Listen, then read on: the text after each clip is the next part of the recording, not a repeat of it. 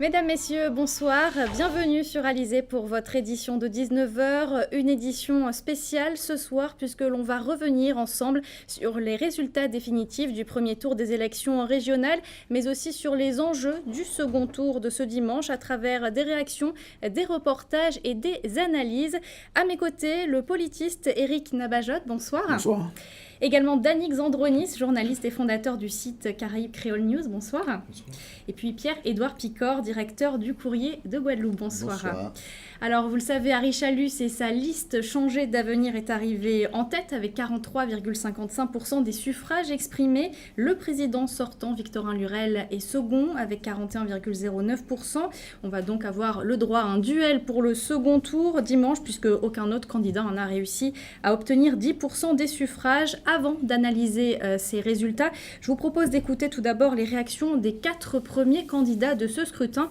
On va tout d'abord commencer avec celle du maire de Baie-Mahault, Harry Chalus, qui est donc arrivé en tête hier soir. Ambiance du côté de son QG avec Karine Gielman. Sans triomphalisme, mais avec satisfaction, les militants de Changer d'avenir ont accueilli leur candidat peu après 22h30. Le candidat Harry Chalus s'est rendu du bureau centralisateur directement à son QG de campagne. Et avec le travail que nous avons fait sur le terrain, on s'attendait vraiment à un très beau score et les Guadeloupéens l'ont rendu très bien. Je remercie tous les Guadeloupéens, tous les électeurs des îles, toute la population. Et je lance un appel aux abstentionnistes. Il faut que nous puissions vraiment changer d'avenir en Guadeloupe. Il faut que nous puissions transformer les 7 dimanches. J'appelle aussi tous les Baie-Mahaultiens pour que nous puissions aller voter dimanche. Nous devons avoir 15 000 voix à Baie-Mahault. Un premier scrutin remporté sur le terrain. Oui, parce qu'on a beaucoup travaillé aux abîmes. On a sillonné les routes, les maisons et on voulait gagner aux abîmes. Il manque le deuxième tour, mais je pense, c'est normal, on va gagner largement au deuxième tour. Tout au long de la soirée, du côté des militants, les résultats sont en effet tombés sans surprise. Pourquoi recommencer encore tout le train et tout ça? Et ça fait de l'argent quand même, c'est de l'argent perdu, quoi. Bon, ben il faut qu'on y retourne et là on va faire encore plus fort. Réconcilier les Guadeloupéens, un des leitmotifs du vainqueur pour mener la campagne d'entre-deux tours. Nous voulons réconcilier la Guadeloupe avec la politique, réconcilier les Guadeloupéens entre eux. Il n'est pas normal qu'à cause de la politique, on divise les Guadeloupéens, on menace ceux qui ne sont pas pour quelqu'un. Et ce travail, je m'attellerai à le faire. Au vu des résultats, notamment aux abîmes, avec la liste Changer d'avenir en tête, le second tour s'annonce plein de rebondissements. Arrivé en deuxième position, le président sortant Victorin Lurel, il était du côté de Basse-Terre hier soir. Muriel Barlagne a recueilli ses impressions à l'annonce des résultats officiels. Je suis optimiste, nous sommes des battants, on nous connaît, on a de l'énergie à en revendre, donc je ne désespère pas que l'électorat guadeloupéen se rendra compte qu'il y a deux visions. Vision contre vision, projet contre projet. Et certains ont voulu personnaliser la campagne, j'allais dire personnalité contre personnalité. Je répète qu'un pays doit être dirigé, qu'il faut de la rigueur dans un pays. Ça ne veut pas dire pour autant, c'est de l'autoritarisme. Mais c'est toute la campagne qui a été faite, c'est autour de ma personne. Je serai un dictateur ou je ne sais quoi, que je serai un homme seul à décider seul. Bon, écoutez, lorsque vous avez 7700 chômeurs à Baie-Mahault, on n'a pas de leçon à donner sur ce chiffre-là. Lorsque vous augmentez les impôts de 44% sur la taxe d'enlèvement des ordures ménagères, on n'a pas de leçon à donner. Lorsque vous augmentez vos recettes fiscales de 11 millions, à Baie-Mahault, sur les ménages, pas sur les entreprises. Plus 5 millions sur les entreprises, c'est quand même considérable cette affaire-là. Il faudra donc, au cours de cette deuxième semaine, faire l'élucidation des politiques publiques face à face. Donc c'est pourquoi je redemande un débat, un face à face, pour que l'électeur aille voter en connaissance et en vérité. Lui est arrivé troisième de ce scrutin. Il s'agit de Laurent Bernier, le candidat Les Républicains. Il était hier soir dans son fief à Saint-François. Le reportage de Patrick Hury. C'est dans une ambiance plutôt détendue que Laurent Bernier, candidat des Républicains, reçoit les 2 derniers votants avant de clôturer le scrutin au bureau centralisateur de Saint-François. Je ferme le scrutin à 18h00. Plus aucun électeur n'est dans la salle. Pas d'observation particulière. Nous pouvons passer aux opérations suivantes. Avec 36,96% de vote, soit 1734 voix, Laurent Bernier sera en tête dans sa commune. C'est déjà un très bon résultat pour la commune de Saint-François, puisque nous sommes majoritaires dans notre commune. C'est l'exception qui confirme la règle, d'un vote sans doute utile, choisi par la grande majorité du faible nombre d'électeurs s'étant déplacés à l'occasion de ce premier tour. Avec 4,49% de suffrages exprimés sur l'ensemble de la Guadeloupe, Laurent Bernier ne peut se maintenir au second tour. Si on peut faire une analyse très rapide du résultat du premier tour, on voit bien que Victorin Lurel est en perte de vitesse et qu'Harry Chalus progresse, enfin c'est sa première élection, mais réussit un score dépassant toutes les attentes. Et par conséquent, je tiens à les féliciter, les deux, pour la qualité de leur campagne électorale. Et je leur souhaite et bon vent. Voilà.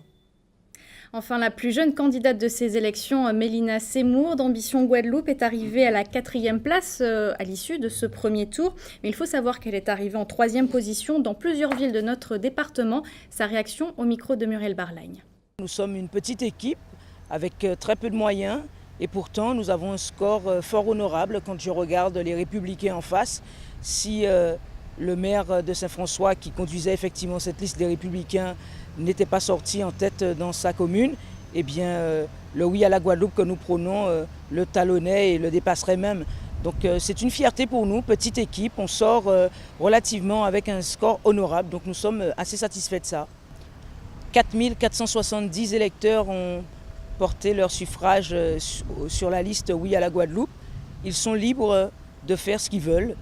La seule consigne de vote que nous pouvons donner aujourd'hui, c'est d'aller voter massivement, puisque le taux d'abstention est record. Il faut aller voter, peu importe leur choix. Voter est important, c'est un acte citoyen, c'est un acte fort, donc il faut y aller aux urnes dimanche. Enfin, dernière réaction, celle des Guadeloupéens. Patrick Huret est allé leur demander cet après-midi ce qu'ils pensaient de ce duel pour le second tour.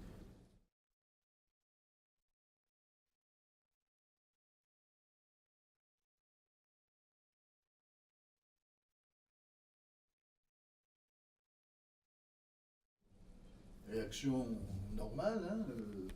Celui qui est en tête dit bon je vais gagner, celui qui est juste derrière dit rien n'est perdu, je me battrai, c'est dans la logique des choses, hein. Je trouve que c'est tout à fait normal, c'est dans l'ordre des choses.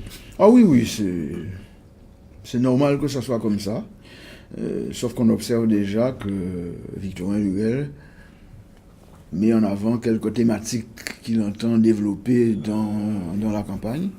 Et c'est quand même assez surprenant que le sortant se pose en challenger en demandant un débat. Généralement, c'est les challengers qui fonctionnent comme ça, mais les réactions sont normales.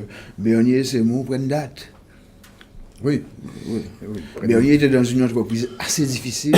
Faire exister la droite dans ce terrain-là, un terrain qui est miné par des stratégies divergentes dans les partis de droite.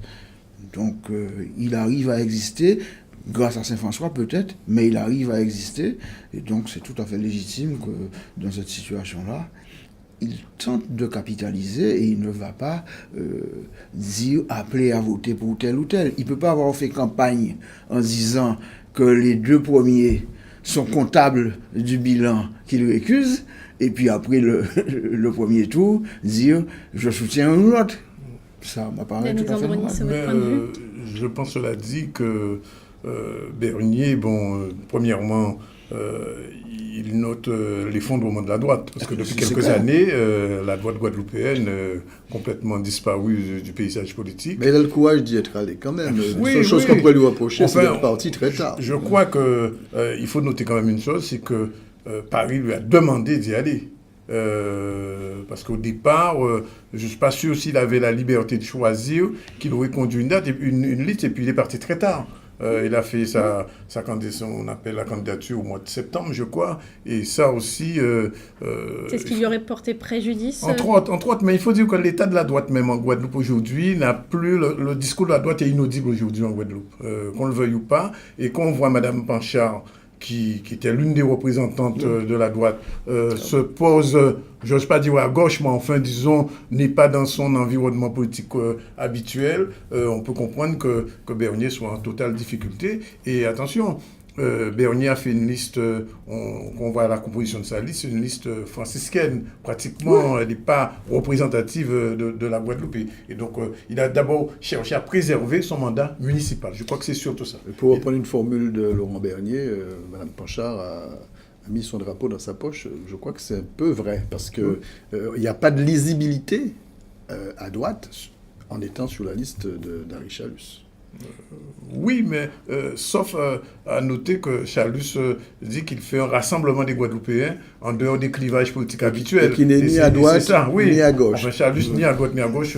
Si on fait le décompte des voix, on voit très bien que Chalus a beaucoup bénéficié des voix de la droite aujourd'hui. Alors, je ne sais pas si on va pouvoir voir la réaction des Guadeloupéens sur ce premier tour. En tout cas, beaucoup de Guadeloupéens nous disaient tout à l'heure que les dés étaient jetés. Est-ce que c'est votre avis aussi? Par rapport au duel, en fait, par rapport au fait que Henri Chalus soit arrivé en tête, que les dés étaient jetés. Voilà, on a eu beaucoup, Moi, de réactions des Guadeloupéens. Je pense, l'écart, c'est 3400 voix. Sur, je sais pas, 314 000 inscrits, c'est ça? Un petit peu moins, je crois. 3400 voix. Non, inscrits, je parlais des inscrits. Inscrits, 313 000 inscrits, ouais. 3400 voix, c'est pas significatif. En tout cas, c'est pas définitif. Il reste très certainement pour les deux candidats à batailler, sinon ce ne serait pas intéressant d'ailleurs. Hein. Si les dés étaient jetés, on n'aurait pas à faire un deuxième tour. Non, je pense que la bataille sera belle. Elle sera très belle, c'est la démocratie, on verra bien. C'est votre avis aussi, Eric Nabajotte? Je pense on ne peut pas dire que les dés sont jetés. Ah non, pas du tout. Rien n'est jamais perdu dans une élection. Il y a une tendance. Ça c'est clair, une tendance qui s'est affirmée et qui s'est confirmée lors de ces élections. Maintenant, quand on observe et qu'on va dans le détail par commune et même par bureau de vote, on s'aperçoit que chaque candidat a encore des réserves de voix. C'est un premier élément. Deuxième élément, on a une abstention qui est plus importante que précédemment. En 2010, oui. Troisième élément, il y a, et ça les sondages le disent mais de manière récurrente, il y a 25% des sondés qui régulièrement disent ne pas faire confiance à quelque politique que ce soit. Donc il y a de l'espace pour trouver le moyen de renverser les choses. Est-ce que c'est possible en une semaine? Ça demande un travail monumental, avec des équipes, avec une vision du pays, avec une carte électorale en main, et pour le faire. Et celui qui sera capable de mener ce travail-là avec le plus d'efficacité, c'est lui qui va ramasser la mise. Oui, quand on voit un peu la carte, enfin les résultats. Alors, il y a un problème qui se passe, c'est deux communes déjà, la ville des Abîmes. Oui. Grosse surprise, celle du Lamentin. Deuxième grosse surprise, même le Moule, où l'écart n'est pas conséquent, on en vient à se poser la question, est-ce que dans ces communes-là, les maires n'ont pas intérêt, comme on dit en créole, côté manœuvre? Parce que ça veut dire qu'il y a une opposition qui est en train de naître à l'intérieur même de leur commune. Surtout aux Abîmes. Mais oui. Au-delà même de vouloir sauver la tête de Victorien Jourel, ils ont leur propre tête à vouloir sauver. Et je pense que s'il y a une bagarre, la bagarre sera d'abord, elle devient municipale. En fait, c'est une élection régionale qu'on a tenté de municipaliser. Et finalement, elle devient municipale au deuxième tour parce que les maires auront besoin de se préserver. Alors justement, est-ce que ça veut dire que Victorien Lurel s'est trompé en municipalisant ces élections régionales? Elles n'ont pas été municipalisées. Elles n'ont pas été municipalisées, je pense pas. Je crois que les maires ne sont pas, à mon avis, ne se sont pas, on en discutait tout à l'heure, Danick et moi, ils se sont pas véritablement... Je pense qu'ils se sont trompés, trompés de date. Ils se sont crus encore en 2010, où Victorien Lurel avait une aura qui était bien suffisant, où les maires restaient chez eux, et puis Victorien Lurel était élu. Oui, ça roulait tout seul. Sauf qu'aujourd'hui, il en est à son troisième mandat. Le troisième mandat, c'est toujours compliqué, c'est toujours difficile à mettre en œuvre et surtout à solliciter ce troisième mandat. Donc, lui, Victorien Lurel, voulait que ça soit municipalisé. Je ne suis pas sûr que tous les maires aient vraiment joué le jeu. On va entendre l'avis des Guadeloupéens et après on revient tout de suite en plateau, l'avis des Guadeloupéens, donc à l'issue de ce premier tour. Les dés sont déjà joués, hein, parce que vu le résultat du premier tour, ce sera très difficile pour lui de faire un virement de situation. Il fallait s'y attendre parce que ce sont des candidats qui ont plus de moyens, donc forcément, ils se retrouvent au deuxième tour. Le problème qui se pose, c'est que je ne pense pas que ça va changer quoi que ce soit pour les Guadeloupéens. Celui qui est déjà devant, qu'il gagne. Hein. Il y a celui qui gagne, M. Chalus. Bon, peut-être ça sera un peu coincé quand même, mais que le meilleur gagne. Mais je pense que Chalus va passer. Parce que j'ai écouté et je pense que c'est ce qu'ils ont dit au niveau de Chalus.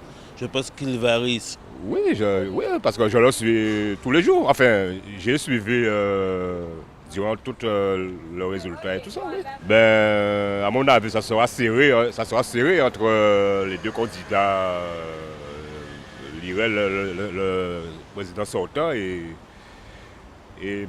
Chalus. Donc ça sera un peu serré. Mais... Éric Nabajot, une réaction? Ce sera serré, justement, ce deuxième tour? Ça dépend. Ça peut être serré, comme ça peut être très large. Il y a un mouvement qui peut être amplifié, ou en même temps, il peut y avoir une réaction de l'électorat. Je crois aussi que dans cette histoire, Lurel a eu un problème dans la constitution de sa liste. La constitution de sa liste, à mon avis, est très bien faite. J'explique pourquoi. Parce qu'il avait des contraintes. Premièrement, la Guadeloupe toujours mieux. Mais toujours mieux avec les mêmes? Non, il change. Oui. Donc, première contrainte, une volonté de renouvellement. Deuxième élément, il veut faire place à des gens, des personnalités de la société civile, entre guillemets. Mais il y a une différence entre personnalité de la société civile et leader d'opinion. Absolument. On peut être dans la société civile et n'être pas un leader d'opinion. Il a fallu aussi qu'il prenne en compte l'équilibre entre les formations du feu socle de gauche. Il fallait qu'il tienne compte du cumul des mandats. Il fallait qu'il fasse l'équilibre homme-femme. Et il fallait qu'ils soutiennent aussi un certain nombre de postulants qui sont en difficulté dans leur espace naturel politique. Tout ça complique la manière de construire une liste. Et même si la liste est rationnelle, ça crée des déçus. Absolument. Et donc, je ne suis pas sûr que tout le monde mouille la chemise de la même manière. En tout cas, pendant le premier tour, c'est sûr que tout le monde n'a pas mouillé la chemise de la même manière, notamment aux abîmes. Mais qu'on voit un peu, on en a parlé, mais on ne va pas revenir là-dessus très longuement, les maires n'ont pas joué le jeu. Globalement, les maires ont cru que, Lurel était dans un toboggan, il fallait y aller. Mais je voulais revenir sur un fait, pas un fait de campagne, mais ce qui s'est passé avant, c'est ce fameux sondage. Alors, vous devancez justement Dany Xandronis, parce qu'on va y venir justement dans, dans cette édition. Autre élément, c'est le fait que j'ai noté, j'étais sur la préfecture, j'ai noté que Lurel gagnait que dans les petites communes. Ouais. Dans les grandes villes, il n'arrivait pas à prendre une distance vis-à-vis de son concurrent. Or, qu'est-ce qui se passe dans les petites communes? C'est que on a un habitat groupé, etc., des gens qui se connaissent. Et dans les grandes villes, il y a un autre type d'habitat et de personnes surtout, et beaucoup plus de jeunes qui n'ont pas voté Lurel. Je crois que la dynamique Chalus a été une dynamique aussi de jeunes et de gens des quartiers populaires, et ça n'a pas été l'électorat de Lurel, et c'est l'une des erreurs peut-être faites, non pas dans sa composition de sa liste, mais dans sa campagne, et ça on le ressent nettement quand on examine les résultats. Alors si vous le voulez bien, on va poursuivre le débat, puisqu'on va maintenant parler notamment du taux de participation, un taux de participation qui est faible. On va également parler des voix qui séparent Harry Chalus et Victorin Lurel. Beaucoup de chiffres évidemment sont sortis depuis hier. On fait le point tout d'abord avec Anne-Elisabeth Artsen et on en reparle juste après. C'est donc Harry Chalus et sa liste Changer d'avenir qui remportent ce premier tour avec 43,55% des suffrages exprimés, soit 61 173 voix, contre 41,9%, soit 57 717 voix pour le président sortant Victorin Lurel. 3456 voix séparent donc les deux candidats. Autre chiffre, 47,21%, c'est le nombre de votants pour le premier tour de l'élection régionale de ce 6 décembre 2015. Sur 313 433 inscrits, on compte tout de même 165 458 abstentions. La bataille du second tour se jouera donc entre le très populaire Harry Chalus et son dauphin au premier tour, le président sortant Victorin Lurel. Laurent Bernier, candidat des Républicains pourtant troisième, n'obtient que 4,43% et rate de justesse le seuil des 5%, permettant une fusion de listes pour accéder au second tour. Il est suivi de Mélina Seymour d'Ambition Guadeloupe avec 3,18%. Tous les autres candidats n'atteignent pas la barre des 2% des suffrages exprimés. Marie-Christine Mirkidal de l'UPLG, avec 0,50%, fait le plus mauvais score de cette élection. Enfin, quelques particularités de ce second tour. La victoire logique mais écrasante de Harry Chalus dans son fief de Bemao avec 31,39% contre 13,26% pour Victorin Lurel. Le candidat Chalus remporte également des villes surprises comme Les Abîmes, Pointe-à-Pitre, Saint-Louis, Terre-de-Haut et Capesterre de Marie-Galante. Dans cette dernière ville, Harry Chalus obtient 62,17% contre 29,29% sur Victorin Lurel. C'est l'une des plus importantes avances au cours de ce premier tour. Ce duel entre ces deux ténors risque d'être âpre. Les deux hommes repartent en campagne dès ce lundi et tenteront de conforter leur voix tout en tentant de convaincre les 52,79% d'abstentionnistes. Éric Nabajot, l'un des chiffres marquants de ce premier tour, c'est le taux de participation qui est faible. Une analyse ? C'est une constante en Guadeloupe. Alors, c'est ça il est quand même plus faible qu'il y a 5 ans. Oui, peut-être. Il est plus faible qu'il y a 5 ans. Mais il est toujours faible. Il est toujours faible. Il y a 5 ans, il y avait une situation particulière où Victorin Lurel s'était présenté comme le recours. Et donc, il y a eu cette espèce de sursaut. Après le mouvement social. Mais en réalité, voilà un pays dans lequel c'est très rarement que 50% des gens se déplacent pour des élections. Et ça n'interpelle personne. Et on finit par dire que c'est une abstention structurelle. Je ne suis pas sûr que l'abstention structurelle existe à ce point-là, puisque quand on fait le détail, justement en allant par bureau de vote, on s'aperçoit que souvent, ce n'est pas les mêmes qui s'abstiennent. Donc, un individu, à un moment ou à un autre, il est allé mettre un bulletin. Et pourquoi il va mettre un bulletin une fois et il ne le met pas régulièrement ? Et pourquoi ce total est aussi important? Ça doit nous interpeller sur le fonctionnement de notre société. Nos leaders ont toujours été des leaders au petit pied. Depuis Légitimus, ça fonctionne comme ça. Peut-être qu'il faut qu'on se questionne sur ce système politique qui produit de la politique en permanence. Les gens en parlent régulièrement. Vous allez sur les places publiques, les gens discutent de politique, les gens débattent, les gens vont dans les meetings. Et il y a deux phénomènes, il y en a pas mal qui ne sont pas inscrits, et puis il y a des gens qui ne vont pas voter. Ça doit nous interpeller sur un fonctionnement. Alors évidemment, aujourd'hui, on se dit qu'il y a un taux d'abstention qui est plus important qu'auparavant, mais tout ça reste anormal. Et ce n'est pas comme ça qu'on va bâtir, à mon avis, une société efficiente. J'ajoute en plus, pour conforter ce que dit Éric, il y a une débauche d'efforts de communication qui n'existe pas en France, par exemple. Les candidats ne font pas tout ça, ils envoient des prospectus dans les boîtes à lettres et les gens vont voter. Ici, il y a conférences, il y a conférences mobiles, il y a débat, il y a occupation des médias à profusion. Et malgré cela, ça n'émeut guère les lecteurs. Donc, je suis d'accord avec Éric, il y a un vrai problème. Un vrai problème de citoyenneté. Je veux dire, c'est quand même un acte important que de décider et de faire un choix ou de ne pas en faire. On peut très bien voter blanc, mais je crois que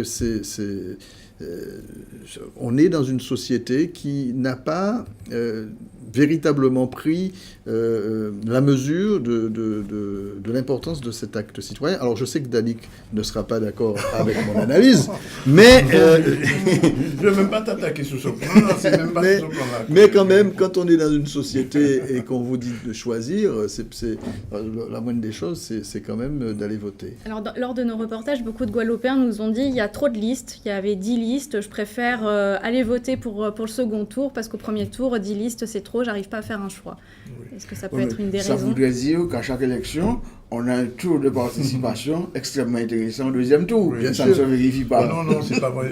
Donc l'argument n'est pas bon. Moi, je pense qu'il faut mettre ça en relation avec la désaffection des Guadeloupéens vis-à-vis de leur classe politique. Et ça, c'est un phénomène récurrent depuis quelques années.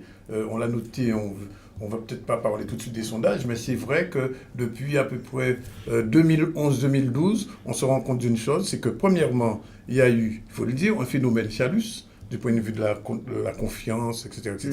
Et de l'autre côté, il y a une désaffection des Guadeloupéens vis-à-vis de leur classe politique. Alors, pourtant, si on remonte, il faut remonter au moins à l'affaire Chamougon pour avoir vraiment des politiques, enfin des crises médiatico-politiques, etc. Or, aujourd'hui, le Guadeloupéen, on a l'impression il est là, mais il n'est pas tellement satisfait de sa classe politique, et donc il le manifeste en ne participant pas au jeu démocratique, premièrement, dont parlait Pierre-Edouard, mais surtout, alors, il faut dire quelque chose, et Eric le cite très bien, il y a une période où on disait aux gens de ne pas y voter. Et rares sont les partis politiques de gauche ou d'extrême gauche qui n'ont pas joué à ce jeu-là. Je ne dis pas qu'aujourd'hui ça a une influence, mais quelque part, quand on voit le score de Madame Kidal aujourd'hui, je ne sais pas si elle est victime de ça aujourd'hui encore, mais je crois qu'il y a un divorce qui s'est manifesté entre les politiques et l'opinion guadeloupéenne, et ce divorce, il n'est pas prêt on n'est pas prêt de se rabibocher, c'est-à-dire entre politique et classe politique et guadeloupéen, et ça aussi c'est un problème, il faut en tenir compte. Bon, c'est pas le seul problème, le problème des listes, j'ai entendu ça souvent, j'en dis ni trop de listes, trop de monde qui a voté, etc. Et puis, il y a aussi le rythme des élections.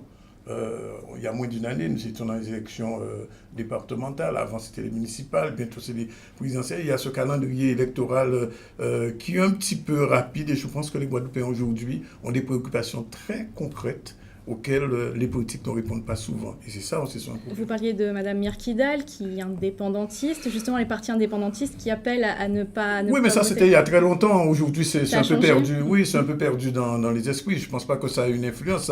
Le cas de Mme Kidal, c'est un autre problème. On pourra peut-être en parler si besoin, mais c'est pas l'abstention. Il n'y a pas d'abstention ni patriotique, ni révolutionnaire. Aujourd'hui, non. L'abstention des Guadeloupéens, c'est une abstention vraiment consciente. Le Guadeloupéen dit on ne peut pas y voter. Mais j'aimerais dire ça. J'aimerais dire quelque chose.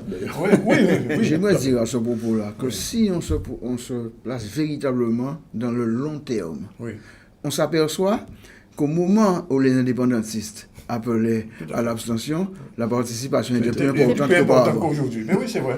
Non, mais même qu'avant. Oui, c'est vrai. Non, tout à fait. Alors, pour ne pas quand même trop charger la mule, je signalerai quand même que pour ces élections régionales, la France n'a pas voté tellement plus qu'en Guadeloupe. Il y a des affections. Aujourd'hui, la politique aujourd'hui pose problème, et il faudrait trouver le joint. Et d'ailleurs, quand on voit, sans aller trop loin, ce qui se passe en France aujourd'hui, qu'est-ce qui se passe ? Les gens font un vote sanction, soi-disant, mais en fait, on parle un peu du renouvellement. Et qu'est-ce qui paraît le renouvellement en France aujourd'hui ? Curieusement, le Front National. Alors que... Mais je pense qu'il faut qu'on accepte aussi l'idée que la politique n'est pas qu'une question de participation électorale. Aussi. La participation politique va plus loin que la participation électorale.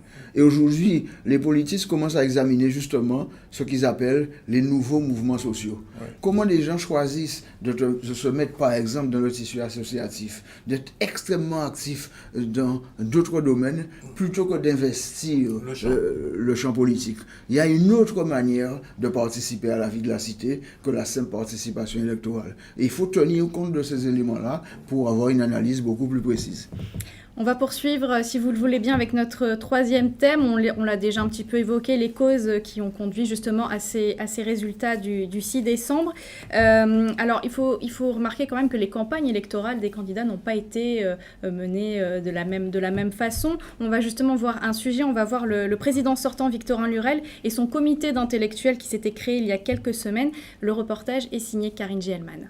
Remerciements appuyés pour le Memorial Act à l'attention du candidat aux élections régionales Victorin Lurel. Des artistes et des intellectuels se mobilisent autour de sa candidature et lui apportent leur soutien quant à sa gestion du secteur culturel. Je dirais d'abord dans l'ordre de l'éducation et de la formation, les actions notables du Conseil régional dans le domaine universitaire, la création de ce magnifique campus universitaire du Camp Jacob à Saint-Claude, l'érection toujours à Saint-Claude, également à Saint-Claude de la Cité de la Connaissance, les travaux faits pour améliorer, conforter, agrandir les lycées.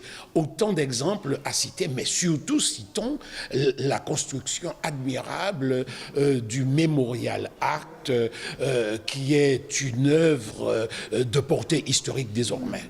L'universitaire a affiché également son incompréhension quant au rejet du Memorial Act par certains acteurs politiques. J'ai du mal à comprendre pourquoi les Guadeloupéens, ou certains Guadeloupéens, parce que ceux dont vous parlez sont une minorité, ne sont pas une majorité, j'ai du mal à comprendre pourquoi l'on tarde à reconnaître que cette œuvre-là est une œuvre majeure, est une œuvre noble, noblesse intellectuelle de ce mémorial.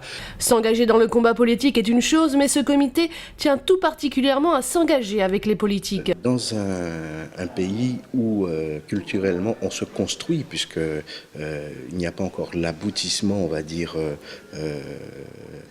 grandiose encore de tout ce qu'on attend de la culture, c'est normal que les artistes qui, eux, sont techniciens dans leur domaine, puissent apporter leur contribution aux politiques et de pouvoir permettre à nos institutions, à nos infrastructures d'évoluer en les accompagnant. L'installation officielle du comité de soutien se veut ainsi un étendard culturel du président à 15 jours du premier tour. Et de son côté, Harry Chalus, lui, s'est adressé en priorité lors de sa campagne au peuple guadeloupéen. Muriel Barlagne avait suivi justement l'un de ses meetings. Ils ont rappelé chacun les raisons qui les ont poussés à soutenir leur candidat aux élections régionales de 2015. Les membres du comité de soutien à Harry Chalus des Abîmes, coordonné par Olivier Servat, président du mouvement Écos-Abîmes, se sont présentés à la population. Ce sont eux qui dirigeront la campagne dans la commune. Pour cette rencontre, ils avaient arrêté un thème, un nouveau modèle économique de la Guadeloupe. L'occasion de jeter un œil critique sur l'activité de l'équipe sortante du conseil régional et d'explorer un pan du programme. Il s'agit aujourd'hui de constater qu'avec le chômage de 59% des jeunes, qu'avec aujourd'hui les sargasses qui envahissent, avec les nombres de nuitées d'hôtels qui chutent, avec aujourd'hui une difficulté dans tous les domaines de l'agriculture, de l'agrotransformation, des énergies renouvelables, il faut changer de système, changer de modèle et il faut, avec Harry Chalus, changer d'avenir. Une présentation qui a su séduire, selon les organisateurs. Plus de 2000 personnes ont fait le déplacement, de même que de nombreuses personnalités politiques ayant déjà affiché leur soutien à Harry Chalus. Lucette Michaud-Chevry, Jacques Gillot, Dominique Larifla. Les Abîmes pourraient peser lourdement dans la balance électorale. Les Abîmes, c'est une commune à port vraiment qui possède un gros potentiel de voix. C'est vrai, mais vous savez, vous pouvez peut-être gagner dans une grosse commune et perdre dans une petite commune où il vous manque 2-3 voix et vous ne passez pas. Donc pour moi, les Guadeloupéens sont au même niveau, toutes les communes de la Guadeloupe. C'est pour cette raison que nous parlons de solidarité. J'ai besoin de tous les Guadeloupéens pour la Guadeloupe, car je suis le candidat du peuple, du petit peuple, ce qu'on traitait de petit peuple. Et c'est avec ce petit peuple que nous allons entrer à la région Guadeloupe le 6 décembre. Et je suis très confiant. Harry Chalus compte donc continuer son tour des communes où des comités de soutien identiques se mettent en place au fur et à mesure. Prochain rendez-vous dimanche à Port-Louis où il sera question de pêche et d'environnement maritime. On vient de voir justement Harry Chalus qui évoquait la commune des Abîmes. C'est l'une des communes surprises de ce premier tour, puisqu'Harry Chalus est arrivé en tête. Je vous propose justement d'écouter la réaction du député maire des Abîmes, Éric Jalton. Il est interrogé par Richard Scott-Tamar. Nous gardons une marge importante d'abstentionnistes qui sont beaucoup plus importants que ceux qui ont participé à ces élections. Donc, et la participation semble moindre que 2010. Tout ceci traduisent des bons résultats relativement pour le sortant, qui est quand même à l'épreuve de 2 mandatures, Victorin Lurel, alors qu'un challenger qui est tout beau, tout nouveau, en tout cas prétendu comme tel, avec ce discours populiste, généralement devrait susciter une mobilisation importante et une plus forte participation de l'électorat, ce qui n'est pas le cas. Donc la marge est bien réelle, et je pense que les quelques centaines de voix avec lesquels M. Chalus nous devance aux Abîmes vont être rattrapés. Ça, j'en prends l'engagement avec la frappe que je préside, avec tous les Abîmiens qui n'ont pas saisi tout à fait les enjeux de ces élections. C'est vrai que, dormant sous nos lauriers, la frappe, après avoir triomphé au premier tour municipal il y a à peine un an, après avoir gagné brillamment au départemental en remportant les 3 cantons sur 3, on s'est endormi quelque peu sous nos lauriers. On croit que les choses se feraient naturellement, mais c'est une bonne leçon pour les militants et les élus de la frappe. Alors, tout d'abord, une réaction par rapport à ces communes où le premier tour a réservé quelques surprises. On voyait avec la ville des Abîmes, notamment. Éric Nabajot. C'est une ville, comme les autres d'ailleurs, où, malgré les apparences, l'électorat est assez partagé. Alors évidemment, aux Abîmes, depuis un certain temps, Éric Jalton avait tenté d'encercler Olivier Servat en lui prenant un certain nombre de ses colistiers. Premier élément. Deuxième élément, il avait constitué une liste, je dirais, une espèce de gauche plurielle. Troisième élément, il fait le grand chelem aux élections départementales. Donc, il est assis sur un socle. Sauf qu'au moment où on va constituer la liste, les gens reprennent pour la plupart leur liberté de manœuvre. Ce qui pose problème et ce qui l'oblige des fois à prendre des mesures de rétorsion. Eh bien, tout ça va jouer dans la campagne. Et donc, il se retrouve avec un problème qu'il n'avait pas imaginé. Mais c'est vrai qu'il a des réserves pour faire un certain nombre de choses. Mais les Abîmes n'échappent pas à la règle. Oui, Jalton domine la ville des Abîmes, mais encore une fois, il y a une marge pour n'importe quel autre candidat. En Guadeloupe, le sondage de Calistat le dit, mais depuis des années, dans toutes les communes, quand vous dites à des gens, vous leur posez la question, quel homme politique ils voient pour l'avenir, sans leur donner de nom, vous avez 25% de gens qui disent personne. Mais il y en a aussi des gens comme ça aux Abîmes. Donc il y a un espace politique qui est encore vacant, à mon avis. Qui va le gagner? Ça, c'est les enjeux du deuxième tour. Alors juste avant, vous voyez aussi les 2 candidats, Richalus et Victorin Lurel, qui n'ont pas fait campagne de la même manière. C'est ça qui a pesé dans le scrutin du premier tour, leur manière différente d'aborder cette campagne. Il y a un élément quand même de perturbation, j'ai envie de dire, cette campagne. On a beaucoup parlé sur les réseaux sociaux. Victorin Lurel a été la cible, on peut dire, des réseaux sociaux et il a eu du fil à retordre avec beaucoup de rumeurs parce que on a maintenant en Guadeloupe les médias traditionnels parce que quand on parle des élections d'il y a 30-40 ans, on n'est pas du tout dans la même configuration. Aujourd'hui, il y a davantage de médias, la preuve. Radio, télévision, presse écrite, mais aussi l'Internet et les réseaux sociaux. Et sur les réseaux sociaux, je ne suis pas sûr que Victorin Lurel soit sorti gagnant. Il a été souvent attaqué, souvent à tort ou à raison, mais il a été attaqué. Et dans un pays où la rumeur quelquefois fait foi, il y a eu beaucoup de choses qui se sont passées sur ces réseaux sociaux et je pense qu'on ne peut pas ne pas en tenir compte aujourd'hui dans une élection en Guadeloupe.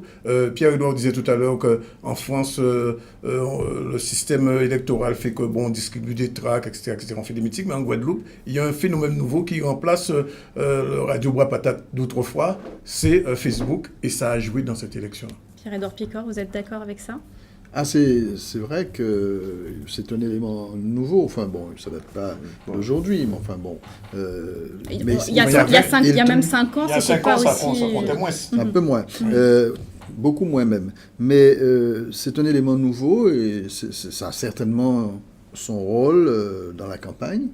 Mais je suis pas. Je pense quand même que il y a aussi le message qui est délivré, le discours, et puis les personnes qui sont, disons, interpellées, à qui on s'adresse. Et c'est vrai que, à la limite, Richalus, même si on peut dire que c'est brouillon parfois, mais ça parle au peuple. Au peuple. Moi, j'aime pas ce mot petit peuple. Moi, j'aime pas ce mot-là. Ça ne veut rien dire. Tout le monde est peuple. Il n'y a pas de petit peuple. Hein. Mais les gens les plus modestes sont séduits par ce discours-là. C'est vrai. Et d'ailleurs, on a vu tout à l'heure quelque chose d'assez particulier.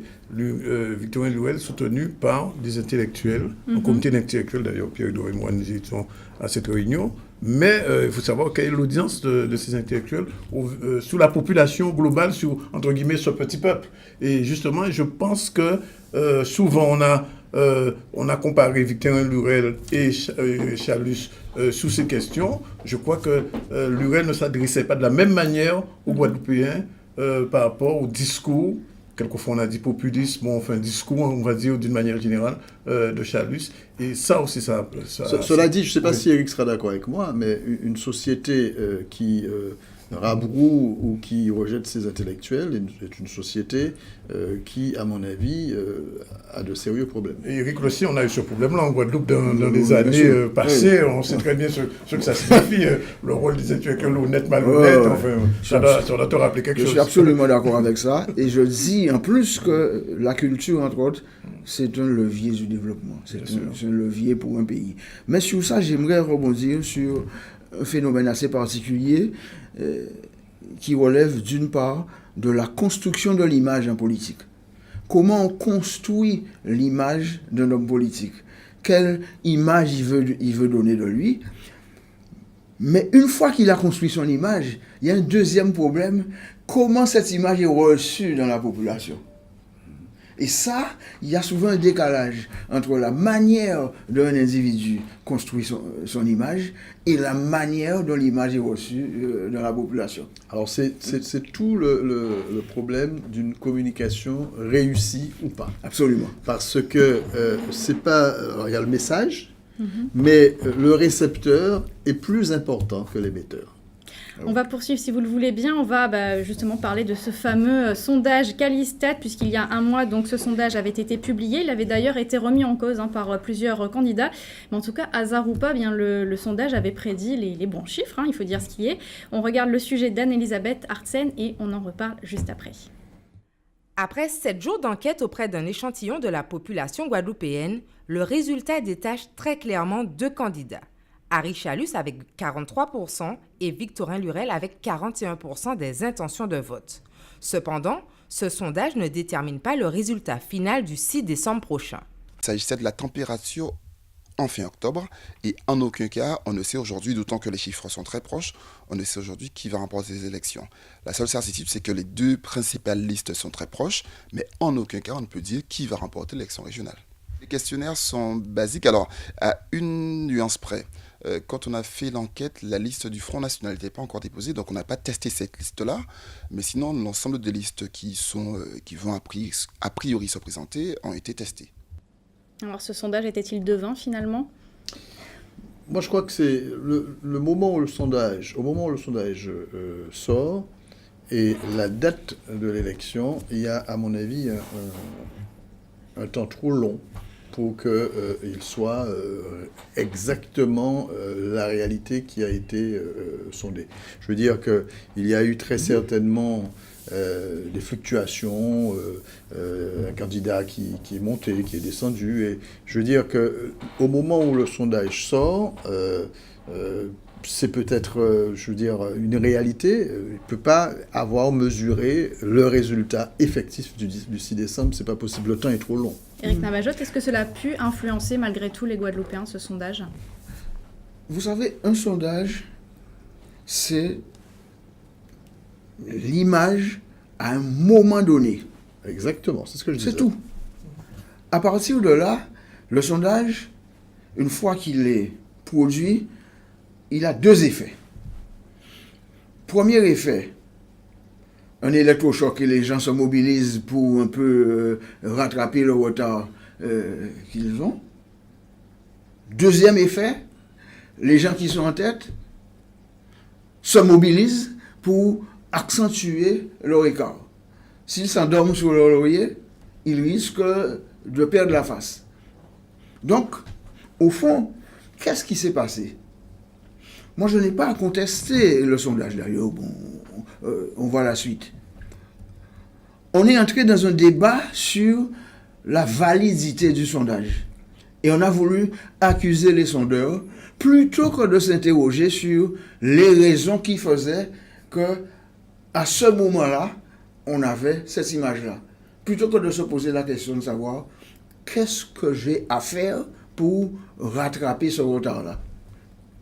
Et c'est là le problème. Et moi, j'ai l'impression, mais c'est une impression, c'est pas scientifiquement prouvé, j'ai l'impression qu'à partir de cette date, il y a eu comme un effet de surprise et un affolement. Et la campagne commence à changer de nature avec des pics un peu plus violentes. Et puis c'est à ce moment-là qu'on pense à construire un comité d'intellectuels, enfin, toute une série d'éléments qu'on aurait pu tout à fait faire avant. Tout à fait. Yannick Zandroni, votre point de vue? Je suis un peu d'accord avec ce que dit Eric. Comme on dit régulièrement, quand on casse un thermomètre, on n'arrête pas la fièvre. Donc il est évident que ce sondage-là a lancé une idée. L'URL se sentait en difficulté subitement, il s'est rendu compte de ça. Mais il faut remonter à d'autres sondages, je le disais, antérieurs, où déjà on voyait, le phénomène Chalus ne date pas du sondage d'il y a un mois. C'est un phénomène qui remonte déjà à 2, 3, 4 ans. Et à l'époque, il faut dire que le président de région, il a été, il faut le dire, il a été ministre à un moment.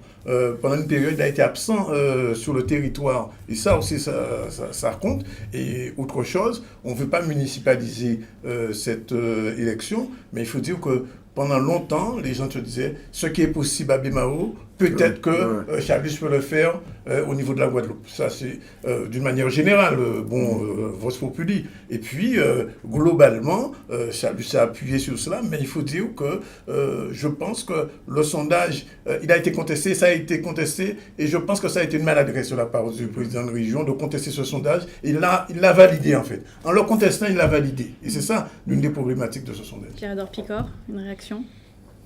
Moi, je pense que, de toute façon, quand il y a des éléments qui sortent, soit sondage ou pas sondage, à moins qu'il y ait effectivement des fraudes manifestes, enfin,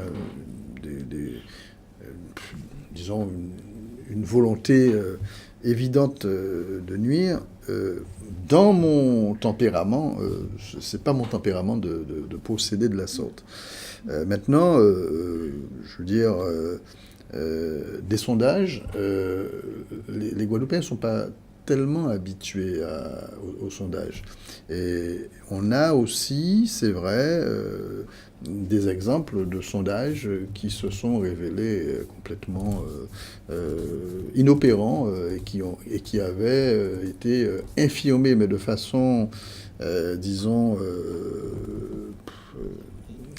comment dire, très forte. Non, je ne parle pas de la Balladur, je parle en Guadeloupe. Car on annonce que Marseille est en tête de ça à 57%, et puis Jalton gagne avec 7000 voix d'avance. Donc, bon... c'est pas la vérité. Mais non, voilà, c'est ça. C'est une image. C'est pour ça qu'il ne faut pas le contester. Voilà. Messieurs, le temps passe, on arrive à la dernière partie de cette édition spéciale. Que va-t-il se passer dimanche 13 décembre dans les urnes ? Est-ce que, selon vous, les candidats éliminés ont déjà donné des consignes de vote ou pas du tout ? Officiellement, non. Moi, j'ai pas de boule de cristal. Je dis que tout est possible. Une élection, c'est toujours de tout. Comme disait tout à l'heure Eric, ça peut être très, très, très serré. Et ça peut aussi peut-être être amplifié. En sachant quand même que l'écart de 2 points incite plutôt à ce que ça soit encore serré au deuxième tour. Eric Nabajot, est-ce que cette dynamique en faveur d'Arichalus va perdurer ? Ça dépendra de la campagne qui sera menée par les uns et par les autres. Surtout, peut-être que des gens vont se réveiller et faire campagne parce que ils sont aussi en danger. Oui. C'est-à-dire qu'il y a des enjeux forts aussi pour, des fois, un personnel politique qui vit de la politique. Et qui, quand il perd un mandat, il fait quoi ? Et ça peut être aussi un des éléments de la mobilisation. En fait, je ne suis pas de ceux qui disent que l'élection est gagnée pour celui qui est en tête. Je ne me prononce pas dans des histoires comme ça. C'est au soir de l'élection qu'on va tirer des enseignements et qu'on va essayer d'analyser comment les gens ont utilisé les réserves potentielles de voix qu'ils avaient. Finalement, les 3000 voix, 3000 et quelques voix qui séparent les deux candidats, c'est beaucoup, c'est peu.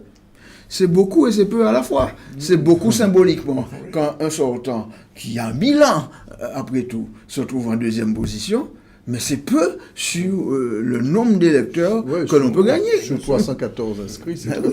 Je donne un exemple tout à fait, on parle de municipalité.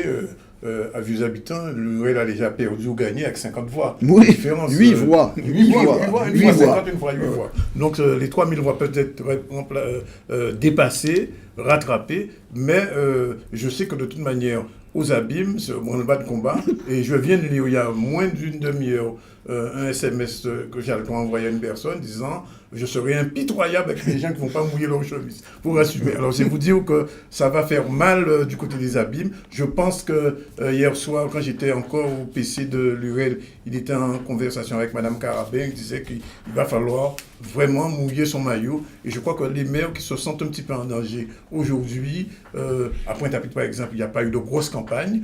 Les Pointois même n'ont pas beaucoup vu cette campagne municipale Pointois. Je crois que les maires vont bouger un peu. Mais est-ce que ce sera suffisant? That is the question. Une dernière question, est-ce que les Guadeloupéens vont malgré tout, selon vous, plus se mobiliser pour ce second tour? C'est un effet mécanique. On vote toujours plus au second tour. Déjà, il y a tous ceux qui ont voté pour d'autres candidats. Donc ça fait quand même un supplément de voix à répartir.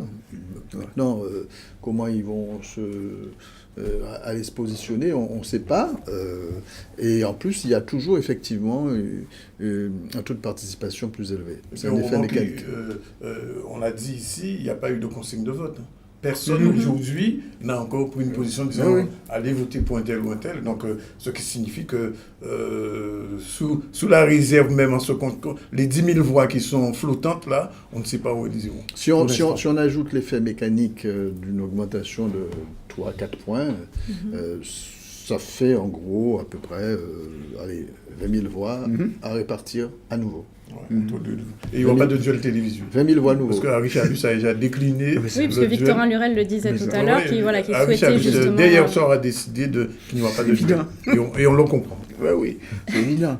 Pourquoi on le comprend? C'est la démocratie. Oui, mais il faut voir, chacun a ses compétences et ses forces et ses faiblesses. Et je ne suis pas sûr que dans un duel aujourd'hui, Arichalus souhaite rencontrer Lurel à la veille d'une élection capitale où il est en tête de gondole, j'ai envie de dire. Moi, je ne suis pas sûr que c'est son intérêt stratégiquement. En parlant de communication tout à l'heure, non, je ne pense pas que pour lui, ce sera vital. D'ailleurs, vous-même m'avez dit la semaine dernière, quand on avait vu le duel, l'émission débat entre guillemets sur une chaîne publique, que ça n'avait pas été très favorable à Richard Luce. Donc je ne suis pas sûr qu'il irait aujourd'hui dans un débat avec Victorien Lurel où il n'est pas sûr de pouvoir l'emporter. Je reviens juste sur les consignes de vote des candidats. Donc les candidats éliminés n'ont pas donné de consignes de vote. Est-ce que ça ne peut pas être justement préjudiciable, c'est-à-dire tous les Guadeloupéens qui ont voté pour ces candidats finalement vont s'abstenir pour le deuxième tour?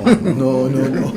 C'est pas... Il y aura un mouvement quand même. Mais oui, Déjà aux abîmes, c'est sûr qu'il y aura un mouvement aux abîmes. Les gens votent toujours avec leur cœur au premier tour. Et donc, si vous voulez, c'est le choix du cœur au premier tour. Et au deuxième tour, ils font un choix définitif. Il y a un phénomène, en cas il faut ton coup de bulletin. Mais oui. C'est-à-dire que là, on va choisir ou d'éliminer quelqu'un. Ben oui, choisir. Point. Et c'est une dimension qu'il faut prendre en compte. D'éliminer quelqu'un que puisque ce n'est pas votre candidat qui est là. Donc à ce moment-là, vous avez la liberté de faire ce que vous voulez de votre voix. Mais oui, c'est un sentiment là. Par contre, moi j'aimerais rebondir quand même sur ce qui va se passer après ce deuxième tour, ce scrutin-là. Parce que bon, on a, à mon avis, 3 problèmes majeurs qu'il faudra régler. Quid du processus partisan, de l'organisation des partis politiques, qui est rudement remis en cause là? Comment les partis vont se réorganiser? Et quid de l'existence des listes dites marginales? Des gens qui sont venus pour prendre date.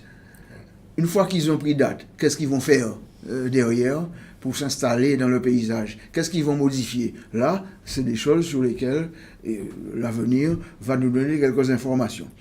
Deuxième question, au-delà des discours, parce que j'ai plus entendu, moi, des éléments de langage que des énonciations de programme. Donc, au-delà des discours, comment construire la Guadeloupe de demain et l'inscrire dans son environnement dans un contexte de raréfaction des moyens et de reconfiguration des compétences? En d'autres termes, vous n'avez plus de compétences, moins d'argent. Et un État qui est moins riche. Oui, bien sûr. Et même un continent, et même l'Europe. Voilà. Ça aura des conséquences ici. Dernier élément, la politique, ça implique des choix. Et la politique, c'est tout sauf une agrégation des demandes contradictoires des uns et des autres. Voilà les questions qui vont se poser, quel que soit l'élu. Non seulement des choix, mais aussi établir des priorités, parce qu'on n'a pas de l'argent pour tout faire. Donc, mener une politique, un choix politique, c'est vraiment réellement d'établir des priorités. Et puis, un dernier point, il y a un débat qui a été complètement exclu de cette campagne, c'est le débat institutionnel statutaire, dont personne n'en a parlé pendant ces élections, mais il est évident qu'on sait les positions de Guadeloupe Unie. Il est là. Guadeloupe Unie qui a une position sur la question. Charles qui ne veut pas en parler. Madame Panchard qui a un autre point de vue. Il est sûr qu'il va avoir un débat dans le débat.